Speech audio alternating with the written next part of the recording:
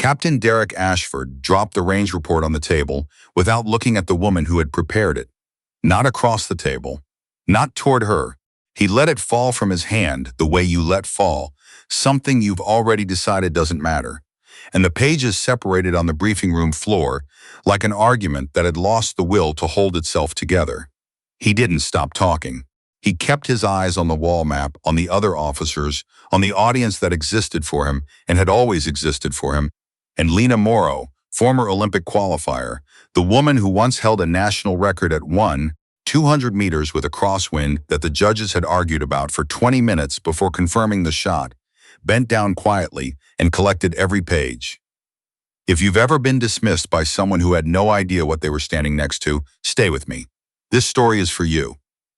The name on her badge said Morrow L. CPL. That was all the room at Garrison Ridgecrest needed to know. Nobody asked about the L.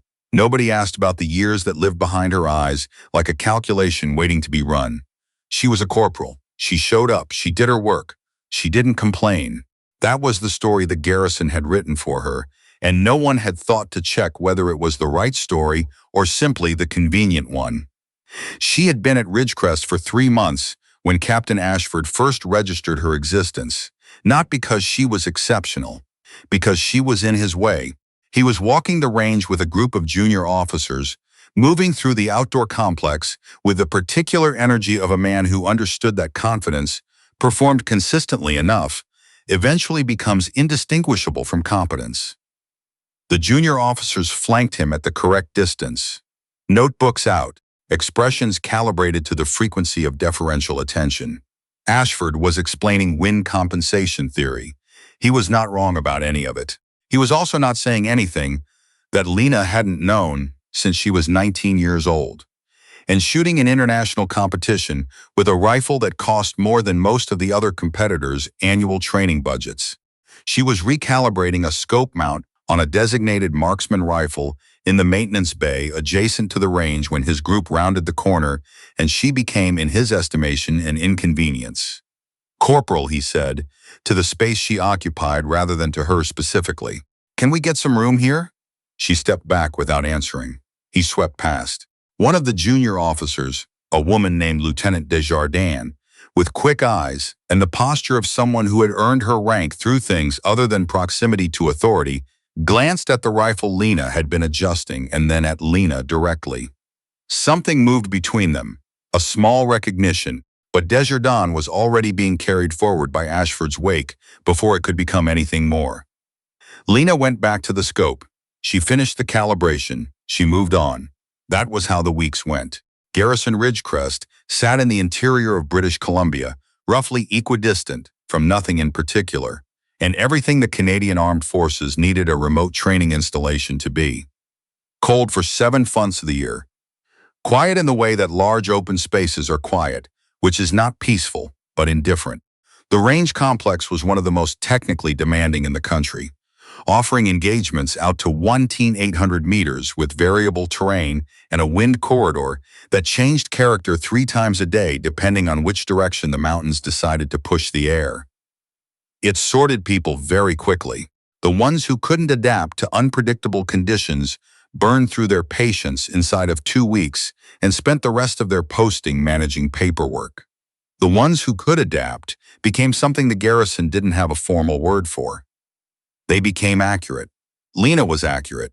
She had been accurate since she was 16, since a junior coach at a provincial shooting club in Kelowna had watched her put 5 rounds through a target at 600 meters with a borrowed rifle and a calculation she had done in her head, and said to the person beside him, very quietly, that he wasn't sure what he was looking at, but he intended to find out. What he had been looking at was a particular convergence of mathematical intuition, physical stillness, and a capacity for sustained focus that specialists would later describe using clinical language that didn't quite capture what it looked like in practice. What it looked like in practice was this. Lena Morrow could read a wind she couldn't see, account for a variable she hadn't been told about, and put a round exactly where physics said it had to go while everyone around her was still arguing about the conditions. She had compressed all of that into a single line on her service record. Marksmanship instructor, various postings. She had not listed the competition results. She had not listed the qualification scores, which sat 3 standard deviations above the garrison average, and which the range sergeant had quietly flagged in a report that had gone, as far as anyone could tell, precisely nowhere. She had not listed the name of the retired chief warrant officer who had written her a recommendation calling her the most naturally gifted long-range shooter he had encountered in 31 years of service, and who had added, in handwriting at the bottom of the typed letter, that he hoped she ended up somewhere the ability would be used properly. She had come to Ridgecrest because it was far from everything she had been trying to become, which had turned out to be a version of herself that the system didn't have a slot for. She had come because the range was real and the distances were honest, and the wind didn't care what your rank was or who your supervisor liked. She took the posting as a range maintenance corporal. She specifically declined to apply for the marksmanship instructor position that had been open for 6 weeks when she arrived. When the administrative sergeant asked why, she said she wanted to focus on the fundamentals, which was true. It was also incomplete. She was tired, not the tired that 12 hours of sleep fixes. The other kind, the kind that accumulates when you have spent years being the most capable person in a room that isn't designed to accommodate what you can do. The problem with being Lena Morrow was that invisibility required a kind of mediocrity she couldn't sustain for more than about 3 weeks at a stretch. In her first week at Ridgecrest, she had identified a systematic error in the wind flag placement along the 800-meter corridor that was producing a consistent false reading in the northeast quarter. She had corrected it on a Saturday morning, early, before anyone else was on the range. The range sergeant, a broad-shouldered man named Sergeant Bouchard, who had been doing the job for 11 years and had definite opinions about being consulted, was irritated for approximately 36 hours. Then he ran a comparison on the target groupings from the afternoon sessions, and his irritation quietly became something he expressed by never raising the subject again. In her second week, she had noticed that one of the junior marksmen in the qualification cohort, a young private named Tarian, was flinching at the trigger point in a way that was invisible at standard observation distance, but would compound into significant error past 600 meters. She didn't say anything to Tarian directly. She adjusted the position of the spotting scope during his next practice session so that he could see his own barrel movement on the monitor feed. He corrected the flinch himself by the 3rd session. He thought he had figured it out. She let him think that by the end of her 3rd week, 2 of the instructors had started watching her the way experienced marksmen watch someone they recognize, with the particular attention of people who understand that what they're seeing isn't being advertised for a reason. Ashford was a different matter entirely. Captain Derek Ashford was 44 years old and had the specific confidence of a man who had been promoted steadily enough that each rank had arrived before the lessons of the previous one had fully settled. He was not a bad officer. That required understanding. He understood tactics. He understood people in the way that socially intelligent people understand them. And in the right circumstances, in a stable environment with clear parameters, he was exactly the kind of leader you wanted in your chain of command. But Ridgecrest had made him comfortable, and comfortable was the condition in which Ashford was least useful to anyone, including himself. A civilian security assessment team had been visiting the garrison for 2 weeks, evaluating the training complex for a contract proposal involving joint exercise programming with Allied forces.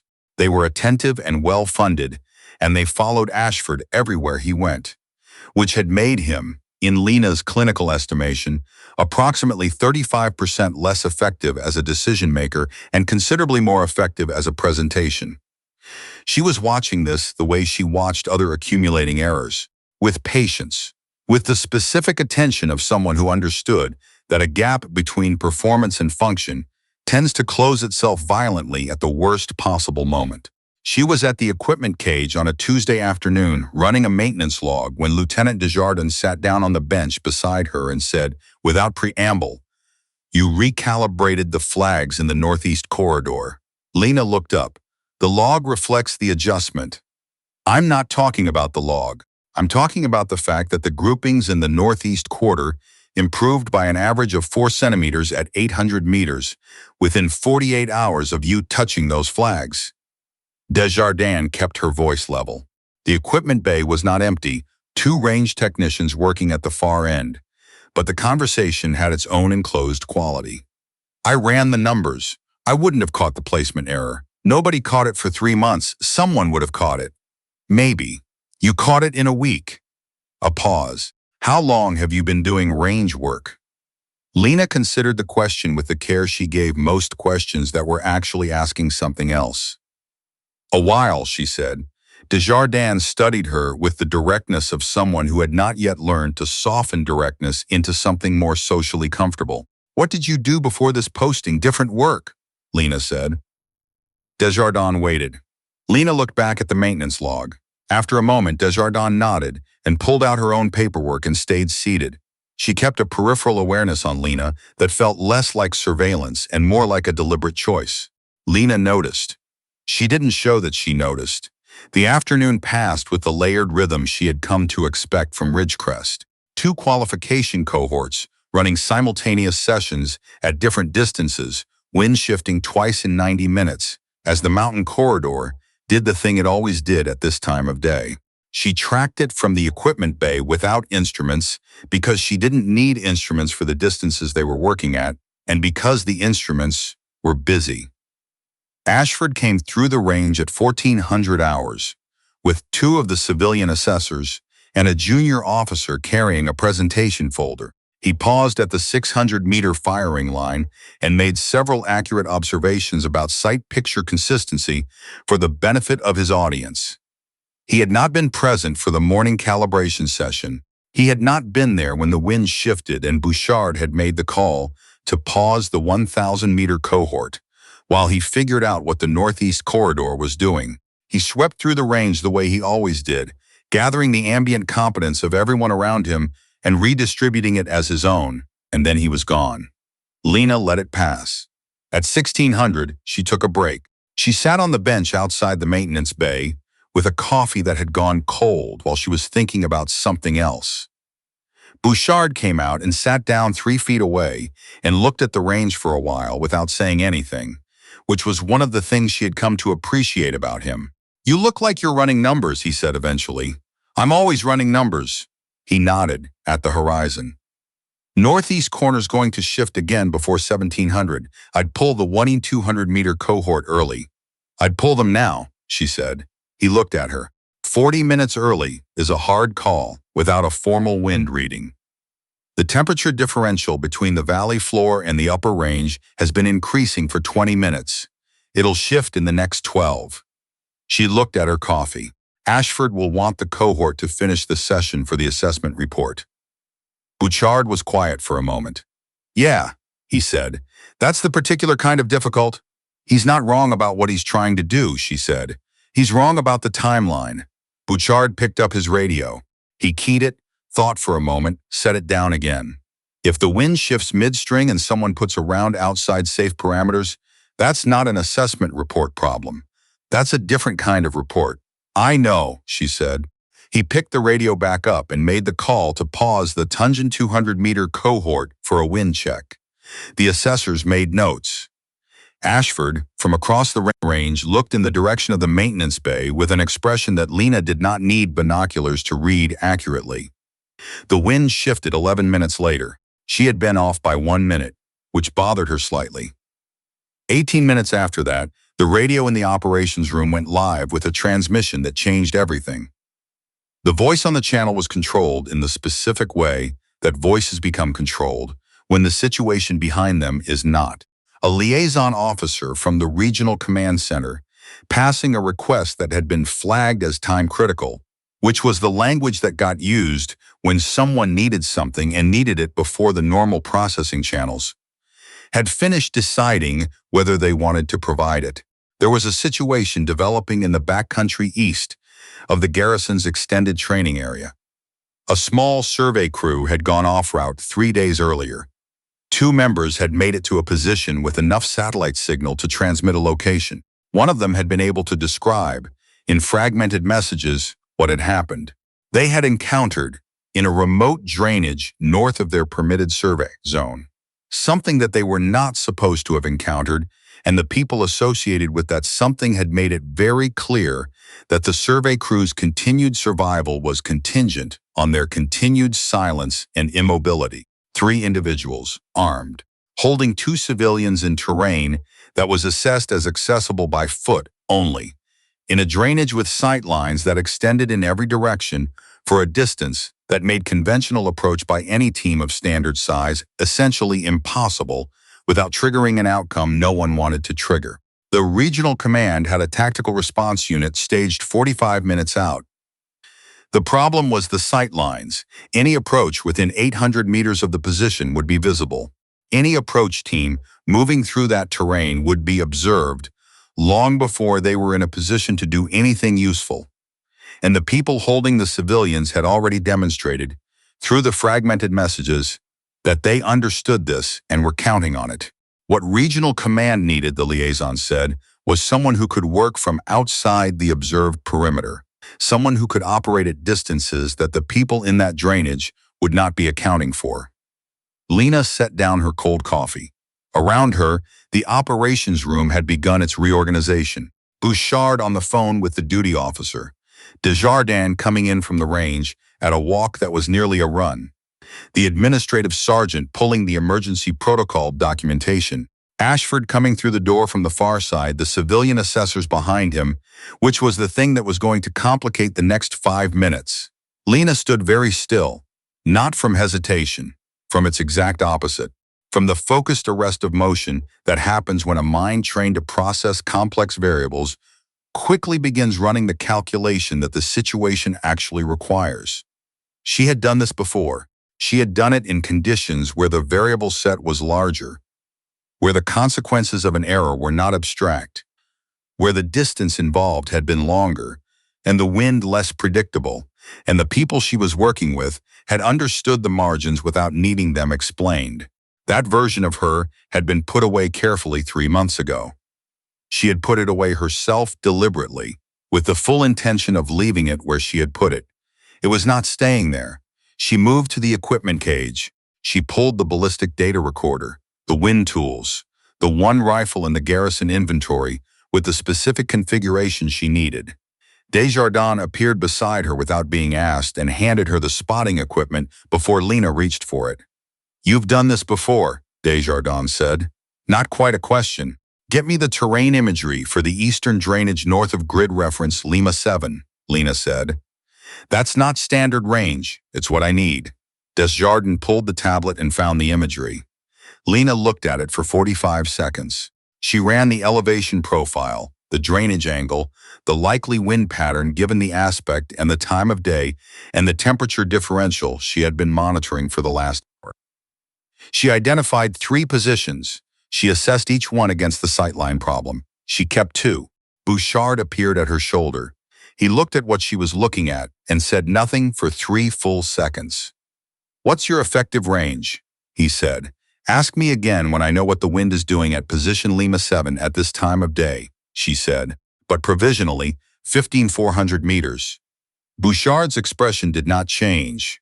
The expression of a man receiving information that is reorganizing something he thought was already organized. Ashford came across the operations room.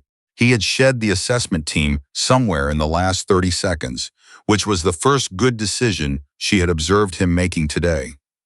His face had the look of a man who was trying to catch up to a situation that had started without waiting for him. "What's the capability assessment?" he said to Bouchard, which was correct. He was asking the right person the right question. "You want my honest read, sir?" "Yes." Bouchard looked at Lena, not subtly, directly. "Sir, I need you to look at Corporal Morrow's service record, the actual record, not the posting summary." Ashford looked at Lena. In 3 months, she could count the number of times he had actually looked at her. She kept her eyes on the terrain imagery. "What's her background?" Ashford said, still to Bouchard. "That's the thing, sir," Bouchard said carefully.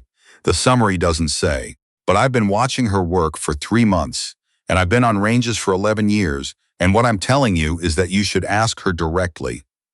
Ashford turned to her. Something in his face was recalibrating. Corporal Morrow. She looked up. What can you do? It was, she thought, the right question. Blunt and honest and without performance. She gave him the honest answer. At 2,400 meters, with a 20-minute window to establish position and read the wind, in terrain consistent with what that imagery shows, I can place a round within 5 centimeters of the intended point of impact, accounting for a probable 12 to 18 kilometer crosswind at elevation with a 6-second variance window. She paused. I've worked in worse conditions. The operations room was quiet. Ashford looked at her for a long moment, not past her, at her. Something was happening in his face that she had not seen in it before. Something older than his usual register. What do you need? She told him. She was at position Lima 7 by 1745, which was 14 minutes before the light started doing the thing it does in the eastern drainage in late afternoon, going from direct to oblique to something that changed the optical characteristics of everything it fell on. Desjardins was with her as spotter. Desjardins had not been asked. She had looked at Lena, looked at the equipment, picked up the spotting kit, and simply been present when it was time to move. The hike in was 4.2 kilometers over terrain that the garrison map charitably described as moderate. Lena had moved through it at a pace that Desjardins, who was fit and had been on worse terrain, described later to Bouchard in the single observation that she'd had to focus specifically on not falling behind. They found the position Lena had identified from the imagery. She settled in. She read the ground, the air, the light. She pulled 4 wind readings at different elevations and integrated them with the temperature and humidity data she had been carrying in her head since she had looked at the weather profile 2 hours earlier. She ran the ballistic solution. She ran it again. Tell me the target positions as you see them, she said to Desjardins. Desjardins was already on the spotting scope. She gave precise, clean information without editorializing. She had, Lena noted, the instincts of a natural spotter. She was seeing what mattered and reporting it without noise. 3 individuals. 1 elevated northeast corner of the drainage. 2 at ground level, maintaining intermittent movement along the western face. Civilian personnel are visible approximately 30 meters south of the ground level positions, not restrained that I can confirm but not moving independently. Wind at my elevation right now. Gusting 14, consistent direction 278 degrees, cycling roughly every 20 seconds. Lena breathed. She felt the air against the back of her hand and against the barrel and against the part of her mind that had never stopped calculating even during the 3 months she had spent, trying to convince herself she was just a range maintenance corporal in a garrison in the interior of British Columbia. I need the tactical team's confirmation of authorization, she said. The radio that Desjardins was carrying came alive. The tactical team commander's voice, measured, had been monitoring their positions since they arrived. Authorization was confirmed. The situation had been assessed. The regional command had made its decision. What was needed now was accuracy. Copy, Lena said. She did not say anything else. What she did next took 11 seconds. She had done the calculation before she arrived. She had run the variables so many times on the walk in that the solution existed in her hands before she consciously directed them. The wind cycled. She waited for the exact point in the cycle that matched the calculation. She found it. She made the decision. She was correct. In the drainage 1,380 meters away, things changed quickly. The tactical team moved. The civilians moved under direction. What had been a situation became a resolution. Desjardins lowered the spotting scope. She was quiet for a moment. That was, she said, and then stopped because the sentence didn't have a word at the end that felt proportionate. We need to move before the light changes, Lena said. She was back at the garrison operations room at 1922. Bouchard was there. The civilian assessment team was no longer there, which she appreciated. Ashford was there. He looked, she thought, like a man who had spent the last 2 hours revising something he thought he already understood. The debrief was conducted by the duty officer and took 22 minutes. She gave her information in the order that mattered, precise, complete, without elaboration that didn't serve the report. The format she had used before, in other rooms, with other stakes. After the duty officer left, the operations room had the quality of a space that has just been through something and is settling back into itself. The monitors running, the range lights cycling down for the evening, the sound of the garrison doing what garrisons do at the end of a day that turned out to be different from the day it had started as. Ashford was at the far side of the room. He walked toward her without the performance, just walked. "Where did you learn to do that?" he said. She considered the question. The honest answer was not a short one. The honest answer was 9 years long and contained, among other things, 3 national titles, 2 international competition appearances, a qualification process that the Canadian Armed Forces ran for a program that did not appear on any publicly accessible organizational chart, and a decision she had made 16 months ago in a debrief room in Ottawa that she was going to step away from all of it for a period of time and find out whether what she was came from the structure around her or from her. "I've worked at distance," she said, "for a long time." He waited to see if there was more. There wasn't. She went back to the equipment log she had been filling out before everything changed. Clean entries, accurate timestamps. The language of someone who understood that what you document after the event is how the event gets understood by everyone who arrives later. She was still writing when the door at the far end of the operations room opened, and she heard footsteps that she recognized before she identified why she recognized them. A specific cadence, measured, unhurried, with the particular intentionality of someone who moves through spaces without adjusting to them. She did not turn around. She heard Bouchard say something. She heard the response, a voice she had not heard in 3 months. Female, controlled, carrying the kind of precision that comes from having spent a career choosing words with the same care other people spend on decisions. "We're looking for the member who managed the range element this afternoon." She kept writing. Desjardins appeared beside her at the equipment table, said nothing, put her hand on the edge of the table, just present. She finished the entry, saved the log, turned around. There were 2 of them, Canadian Forces dress uniform, the kind that doesn't appear at a garrison operations room by accident. A captain, and behind him, a woman wearing the rank of brigadier general, with the posture of someone who had stopped adjusting her bearing to rooms approximately 30 years ago and had been having rooms adjust to her ever since. Lena looked at the brigadier general. The brigadier general looked at Lena. Between them, across the operations room, passed the particular recognition of 2 people who know each other well enough that the recognition doesn't need announcing. "Morrow," the brigadier general said. "General Hawthorne," Lena said. The room changed temperature. Ashford, 15 feet to her left, stopped moving. Bouchard went still in a way that was not his usual stillness. Desjardins made a sound she may not have known she made. Brigadier General Sylvia Hawthorne walked toward her. She was 58 years old, and she carried those years the way load-bearing structures carry weight, with no visible effort and a great deal of invisible calculation. She stopped 2 feet from Lena. "I was in the region," she said. "When the situation report came through, the precision element of it, I came myself." "The crew," Lena said. "Both civilians are unharmed, being assessed now at the regional facility." A pause. "I want your report." "Not could I have a report? I want your report." Lena gave it. 40 seconds. Positions, conditions, variables, adjustments, outcome. Clean sequence. The format that doesn't waste a word. Hawthorne listened without interruption. When Lena finished, Hawthorne said, "The wind read was correct within observed tolerance."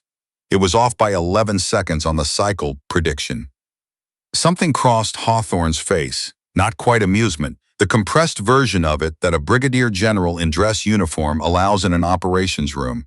"You were going to finish your shift and go home," she said. "I was going to finish my shift," Lena said. "You know I have to file a report." "I know. Your name is going to be in it." "I know," Lena said again. "All of it." She was quiet for a moment. "Whatever the report requires." Behind her she heard Ashford's voice. Very quiet. The voice of a man who has spent the last 45 minutes catching up to something that had been true for 3 months without his awareness. "General Hawthorne," he said. "Derek Ashford. I was the officer of record for the range element today." Hawthorne looked at him with the measured precision of someone who assesses people quickly and rarely revises the assessment. "Captain Ashford, your range personnel responded with exceptional capability this afternoon." "They did," Ashford said. A pause. "One of them more than the rest." Hawthorne looked at Lena. something in her expression that was not pride and was more complicated than pride. The specific quality of a person who has invested in someone's trajectory and is watching the investment prove itself in a room where the proof cannot be concealed. "Walk with me," Hawthorne said. They went out through the side door of the operations building and stood in the late evening air of the British Columbia interior, where the mountains had gone dark against the last pale light in the west, and the temperature had dropped 8 degrees since Lena had come back from the drainage. Hawthorne crossed her arms. Lena stood across from her. 16 months, Hawthorne said. 16 months, Lena confirmed. "I knew where you were. I know you did. I gave you the space because you asked and because you had earned it, and because I understand what it means to step away from something that has organized your entire life." She looked at Lena with the directness of someone who has never once confused sympathy with accommodation. "I also knew this would happen. Not this specifically, the shape of it. You cannot stop being what you are, Morrow. You came here and you fixed their wind flags in the middle of the night, and you corrected their junior marksman without taking credit, and you built a ballistic read on terrain you'd never stood on from a photograph and a weather report. You cannot stop doing that." Lena was quiet. The cold was working through her jacket. She felt it and didn't shift in response to it. "The investigation will name you," Hawthorne said. "The report will name you. What happened in that drainage this afternoon is not something that stays quiet." "I know. So the question," Hawthorne said, "is what you want." Lena looked at her for a long moment. "I didn't leave because I was finished," she said. "I left because I needed to know something." She stopped, started differently. "I needed to know if what I am is in me or in the infrastructure. The program, the team, the support structure, the people whose entire function is to make sure the person in my position has what she needs when she needs it. Without any of that, just me and a rifle and conditions I hadn't been told about. I needed to know if the capability was mine or if I'd been borrowing it from the context."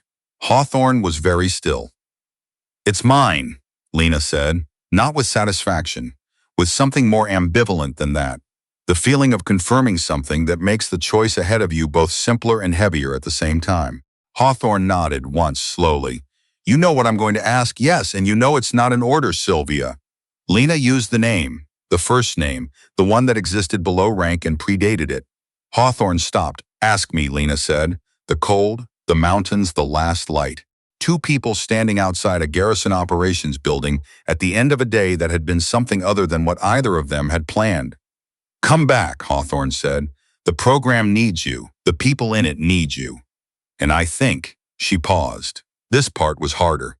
Hawthorne did not often speak from the part of herself that existed below general. "I think you need it too. The real work. Not this." Lena was quiet for a long time. Inside the operations building, through the wall, she could hear the low frequency of a garrison settling into its evening routine. The sounds she had chosen 3 months ago with the full intention of choosing them for longer. "I need time," she said.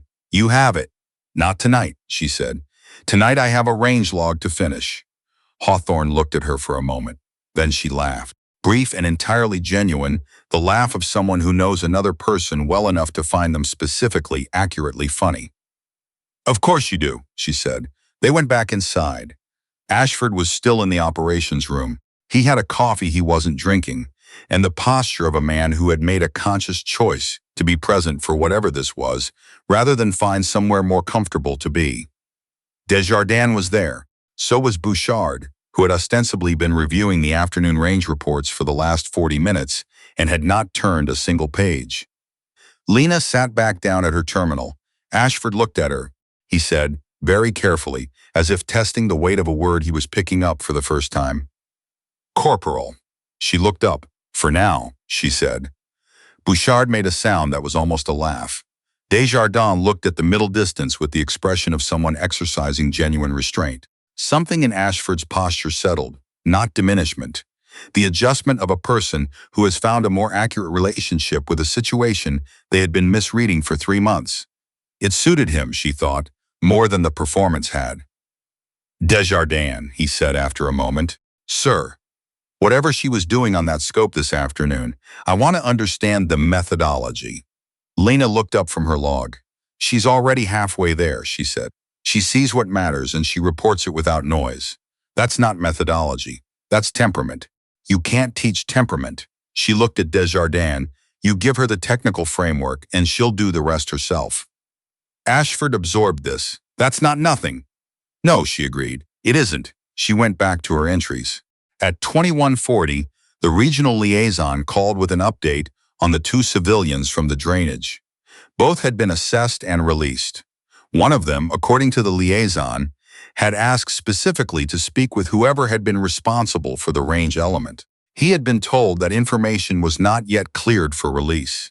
He had apparently replied that he understood, and that he wanted it on record that he was aware someone had been working at a distance that he would have said, before today, was not operationally achievable, and that he was grateful in a way that he did not have adequate language for. Lena received this information. She said thank you. She hung up. She sat for a moment with her hands flat on the desk. She thought about the 11-second error in her wind cycle prediction. She thought about the fact that it hadn't mattered and that it would matter to her anyway, that she would run the data from the afternoon's conditions through the calculation again until she understood exactly where the model had been imprecise. She thought about Desjardins' hand already on the spotting kit before she had said a word. She thought about Bouchard making the call to pause the 1,200-meter cohort and the wind shifting 11 minutes later, and the quiet way he had looked at the range and said, "That's about right." She put her hands back on the keyboard. She finished the log. She logged out at 22:07. She straightened the desk, which didn't need straightening, and stood up. Ashford was across the room. He looked at her with the directness that had been arriving in increments throughout the day, each hour adding a layer of it, replacing the performed version with something less polished and more real. "Can I ask you something?" he said.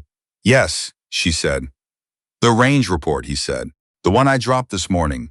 He held her gaze. "I didn't look back." "No," she said, "you didn't. I'm looking now." She believed him. She could hear the difference between performance and honesty in a person well enough to know what she was hearing. "I know," she said. He was quiet for a moment. "I've been a capable officer," he said. It was inventory, not justification. "For a long time, I've known what I'm good at. And somewhere in there, knowing it became the most important part." He looked at his hands. "Today I watched someone do something I didn't have a category for, and she has been here for 3 months, and I have walked past her every single day." He looked up. "I'm sorry," he said, "about the report this morning. About 3 months of walking through a room where you were the most accurate person in it and treating you like part of the furniture." The apology had arrived through the day rather than being prepared before it. It cost him something. She received it. "Okay," she said. Not that it was fine. Not that it didn't matter. "Okay, meaning I hear you, and we move forward from here." He nodded once. Hawthorne was waiting near the door, with her captain ready to leave, but she was watching Lena the way she had watched her for 9 years, with the specific attention of someone who has been right about a person for a long time and does not need the validation of being right, but finds it clarifying nonetheless. "We'll talk this week," Hawthorne said. "Yes," Lena said. "Get some sleep first. I have a wind read error to resolve before I can sleep." Hawthorne looked at her for a long moment. Then the almost smile, the one that contained 9 years of operating together at difficulty and coming out the other side carrying each other's history in the part of memory that doesn't let go. "You never change," Hawthorne said. "The conditions change," Lena said. "I just try to keep up with them." Hawthorne left. Bouchard was last out. He had his jacket and the battered bag he carried to and from the range every day, and the expression of a man who has been through something and is processing it in the particular way of people who process things slowly and accurately. He stopped beside her. "You going to be all right?" "Yes." "Sure?" "Yes, Bouchard." He picked up his bag. He started for the door. He stopped at the threshold and turned and looked at her with the directness of 11 years on a range and a face worn smooth by a particular kind of sustained observation. "Whatever happens next," he said. "Best shot I ever saw work a range." He lifted his chin slightly. "I want that on the record. It isn't a competition," she said. "No," he said, "but if it were." He left. She stood in the operations room alone for a moment, the monitors. The range lights fully down now. the low sound of the garrison at night, which was different from the sound of it in the day, more honest somehow, stripped of the parts that existed for observation. She picked up her bag. She walked out into the night air of British Columbia, where the mountains were invisible in the dark but present in the particular way that large things are present even when you can't see them, shaping the air around them, shifting the wind, making the calculations harder and more interesting. She stood in it. She breathed it. She let the cold finish what it had started on the hillside, clearing out the weight of the afternoon. The variables she had carried, and the ones she had resolved, and the one man in a drainage who was going home to his family tonight, instead of not going home. She thought about the 11-second error. She ran the numbers one more time in her head and found the place where the model had diverged from the actual cycle. A temperature differential she had underweighted by 2 degrees in the valley floor calculation. She filed it. She would not make the same error again. She thought about Desjardins already holding the kit before she'd said a word. She thought about Bouchard on the radio, making the hard call 40 minutes early, and the wind arriving 11 minutes later, exactly where she had said it would. She thought about a report hitting the floor of a briefing room that morning, and a woman bending down to pick it up. Not because she was diminished, because she was patient, because she had learned, in 9 years of working in conditions where the margin for error was measured in fractions of degrees and fractions of seconds, that the person who endures is not the one who announces themselves the loudest, but the one who holds the calculation steady long after everyone else has stopped running it. Lena Morrow picked up her bag. She walked toward the accommodation block and toward sleep and toward the first morning of whatever came next, carrying herself the way she always had, without announcement, without performance, without anything except the weight of a capability she had spent 9 years building and 16 months testing and 1 afternoon in a drainage east of Ridgecrest proving, to herself and to no one else, was exactly what she had always believed it to be. She had never needed anyone to know what she could do. She had only ever needed to do it right. And in every position she had ever occupied, in every condition she had ever worked in every calculation that had mattered and could not be wrong, she had been right. That was who she was. And this was the part she had needed to confirm who she had always been.